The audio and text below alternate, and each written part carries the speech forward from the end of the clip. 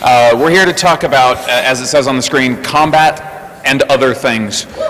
So some of the stuff we talked about in the keynotes that you heard Dave talking about, we're going to give a little more detail on those in here, and then of course at the end we'll have time for questions for whatever you guys want to know about. If I'm going to let them talk about it or not, we'll see. Yeah, but Darren can never speak in public, so. That's new. That's new. Yeah, so turn his mic off now. Just kidding. So starting on this side of the table, we have Ryan Shannon, who's a senior designer on the Landmark and EverQuest Next teams. Hey, Ryan. Well done, sir. Well done.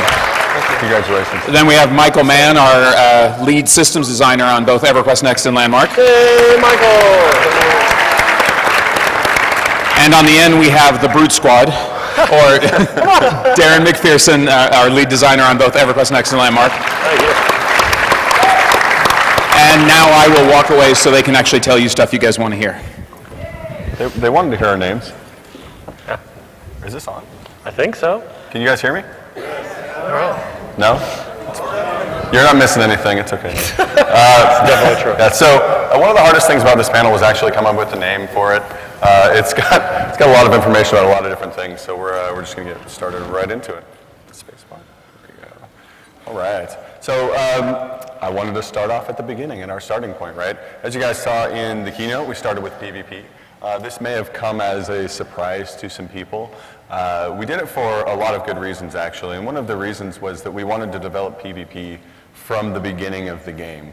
We view PvP as as a harder problem to solve, right? There are a lot of core systems that go between PvP and PvE, and we wanted to kind of develop the core system, the responsiveness of your camera, the targeting of your abilities, all of that stuff, and those things are of paramount importance for PvP. We wanted to nail that, and those would also work in PvP, or PvE rather. So that's one of the main reasons, an iterating-based system. So we're going to be giving you guys, the first system for combat, all the things that we've talked about previously in the keynote, and we wanted to, start working on that stuff, start getting your guys' feedback as soon as we possibly could, because we value your guys' feedback and we want to hear from you.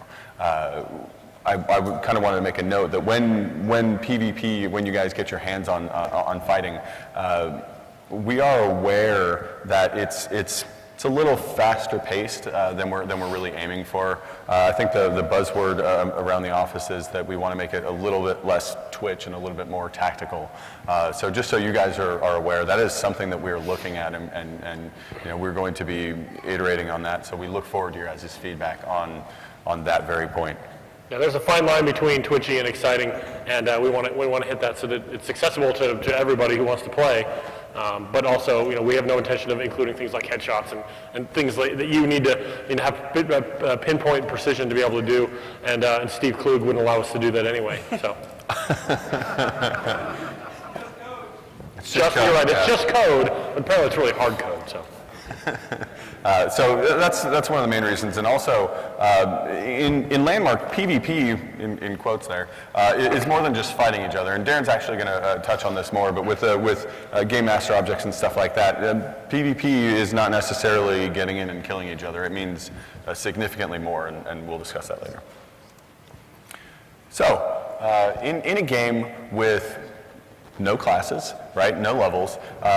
You get your stuff from the items you equip. You are, in fact, what you equip. And we'll explain all of what that means throughout this panel. But what you can see here is the first three items you're going to get are your soldier's blade, your marksman's bow, and your conjurer's staff. And you get your effectiveness in combat from those items. Obviously, what you get is your abilities. Dave talked about this, but I'm going to go into it in a little more detail.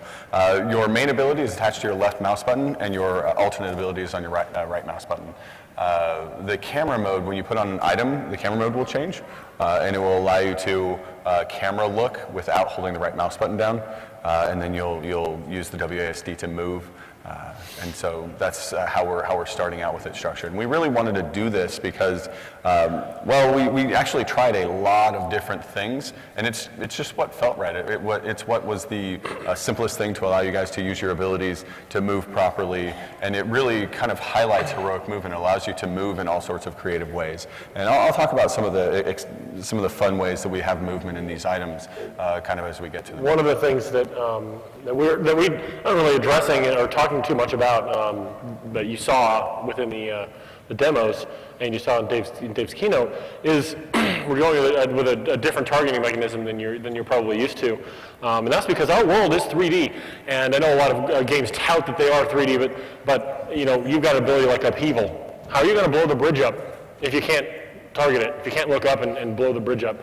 And we have lots of examples of how a tab-based targeting system wouldn't work with our abilities and our ability to manipulate the world, to have the world be destructible and have you have effect on the world. And it was very, very important for us to find a camera system that was both easy to use, intuitive, and allowed you to access the world in all of the dimensions. Yeah, I mean, one of the coolest things is getting in and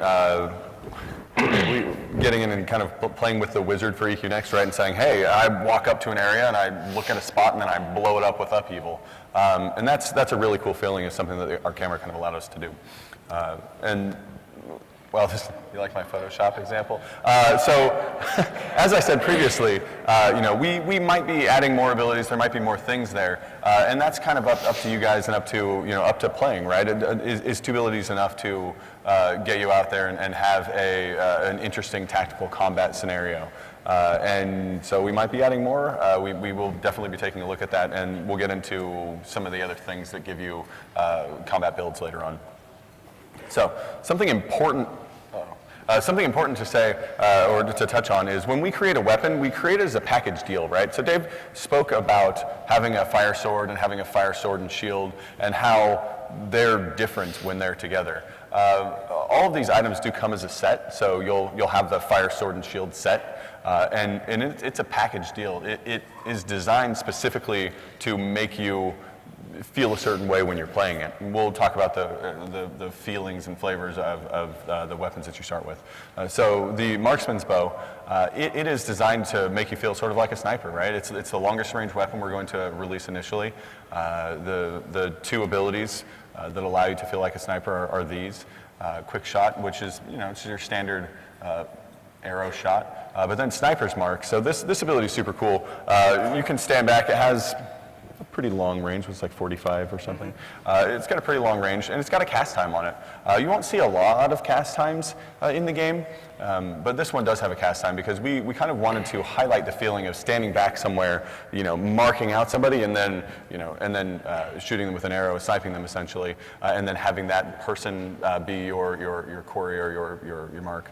And then this ability group also highlights how abilities will work together in many instances. It's important to note here too that I realize none of you have used this, but you can easily draw an example. If you were to say this ability has a cast time, how are you going to hit a moving target?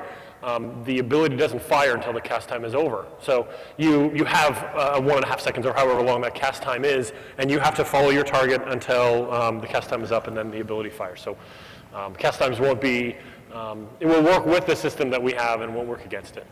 And something I was discussing earlier was, so our camera mode actually allows us to do a lot of really cool things, and how we treat cast time will be growing over time. It'll actually work with our camera to allow possibly different camera modes and stuff like that when you're using abilities, and it'll allow us to get really cool dramatic angles when I'm sniping, and it'll zoom in.